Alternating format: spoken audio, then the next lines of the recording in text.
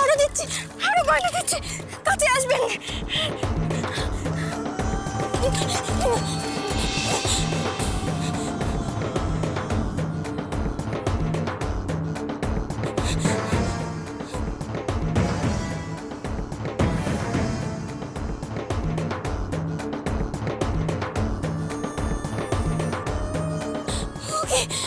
কাছে আসছেন কেন? সব গয়না দিচ্ছি, কইলাম তো আমার ছেড়ে দেন, আমার ছেড়ে দেন।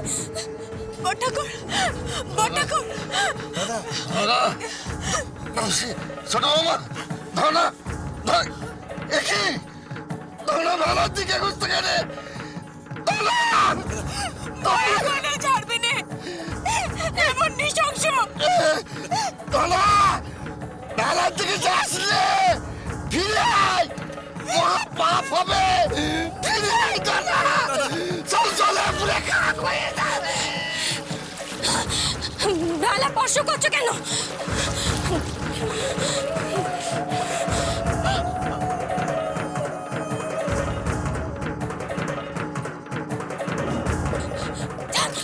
দূরে যান, সর্বনাশ হবে কইছি, দূরে যান। শুধু তোমার গয়নাতেই হবে?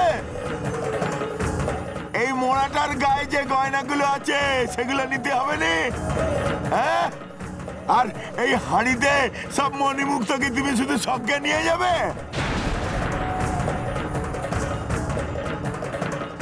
ধনা, মোড়াটা শক্ত কাঠ হয়ে গেছে, গয়না খুলবো কেমন করে? কেটে ফেলে গয়না বের কর। এ গয়না আমার চাই। সাবধান করছে তোমাদের, আমার স্বামীকে স্পর্শ করবে না, সাবধান করছে।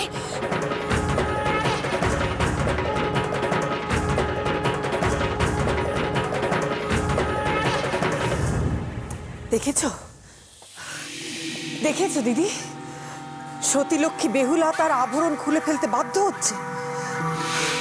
তার মৃত স্বামীর দেহ থেকে সকলে মিলে অলংকার খুলে নিচ্ছে, দেহ বিকৃত করে ফেলছে। এখন আমি চুপ করে থাকবো? কিছু করবো না। বেহুলা রুদ্রমূর্তি দেখো পদ্মা, এরপরে ধনার কোনো কিছু করার সাহস হবে না পদ্মা। না দিদি না, তুমি ভুল করছো। ধনা যে কোনো কিছুকে ভয় পায় না, সে যে পাষণ্ড, যে নিজের স্ত্রীকে বাজি রাখতে পারে, সে কি মানুষ? এইবার তার পাপের ঘড়া পূর্ণ হতে চলেছে।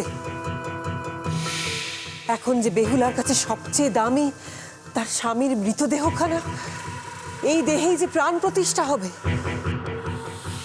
দেহই যদি না থাকে, প্রাণ প্রতিষ্ঠা হবে কি করে? এই শেষবারের মতন তোমাদের সাবধান করছি, সর্বনাশ হবে তোমাদের। আমার স্বামীকে স্পর্শ করবে না। সতী লক্ষ্মীর কামটা তোমরা জানো না, কেউ জানো না তোমরা। পদ্মা, শয়তানের দল এবার তাদের সীমা অতিক্রম করছে। এখন কেন বিচলিত হচ্ছে তুমি দিদি? কেন?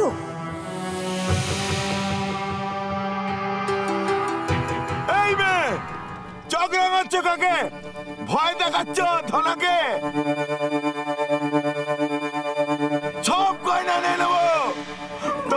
তোমার স্বামীরে জলে ফেলে দিয়ে সব গয়না টেনে বের করে নেব। কেউ আমার কিচ্ছু করতে পারবে না। এই, তোরা সঙ্গের মধ্যে দাঁড়িয়ে আছিস কেন? তোরা ওটাকে ফেলে গয়না বের কর।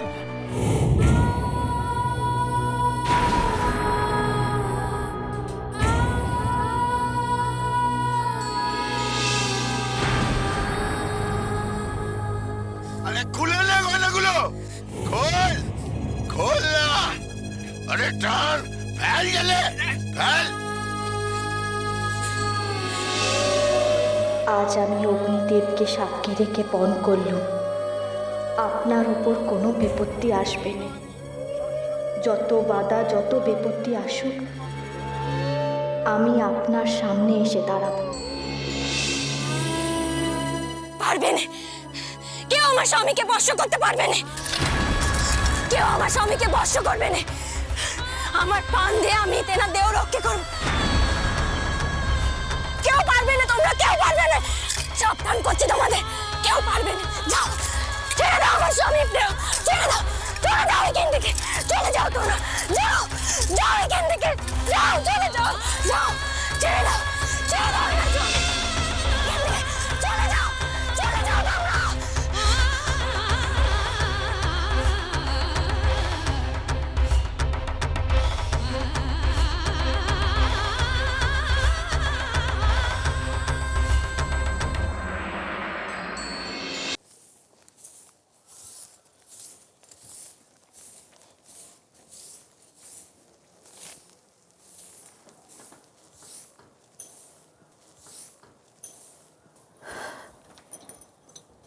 অনাথ বউ, এদিকে শুনে যা।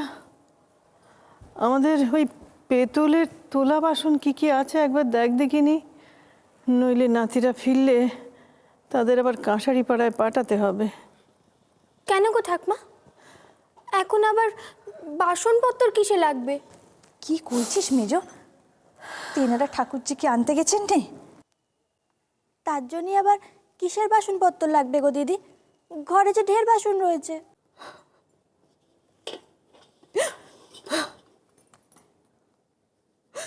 ওরে, সে কি আর আমাদের আমিষ শেষেলের বাসন ব্যবহার করতে পারবে? এখানে যে সকলের অক্ষয় সিঁদুর, জানি নে আমার নাতনির কপালটাই পড়ল কেন। ঠাকমা, কাপড় চোপড়ও তো বের করতে হবে। ঠাকুরজি পরবে কি? সে তো সতীনক্ষীর বেশি রওনা দিয়েছে, তাকে সাদা থান কিভাবে পরাবে দিদি? সমাজ তো সেই কথা শুনবে না, গায়ে তো হইচই পড়ে যাবে লো। আমার কি এসব কথা কইতে ভালো লাগছে মেজ? ও বদ্দি, আমি যে ঠাকুরজির সমস্ত রঙিন কাপড় চোপড় বার করলাম গো। জানি না ঠাকমা, কোনটা যে ঠিক। ঠাকুরজি ফিরে এলে আমরা নিশ্চিন্ত হই ঠিকই, কিন্তু সারাটা জীবন ঠাকুরজি বেদবার বেশে কাটাতে পারবে?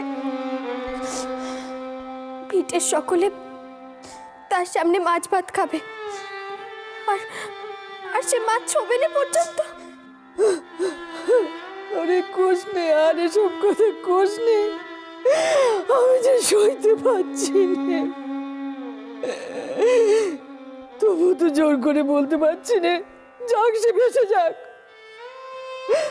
বারবার কেবল মনে হচ্ছে না জানি মেয়েটা কোন বিপদের মধ্যে আছে, কোথায় ভেসে যাচ্ছে কে জানে।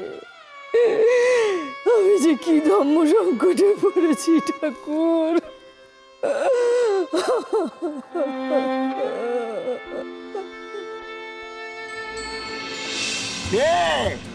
ঠায় দাঁড়িয়ে গেলে কেন?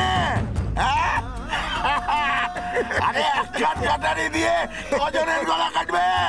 হ্যাঁ, কাটারি তো একখান, আর ডাকাত আমরা কতগুলো।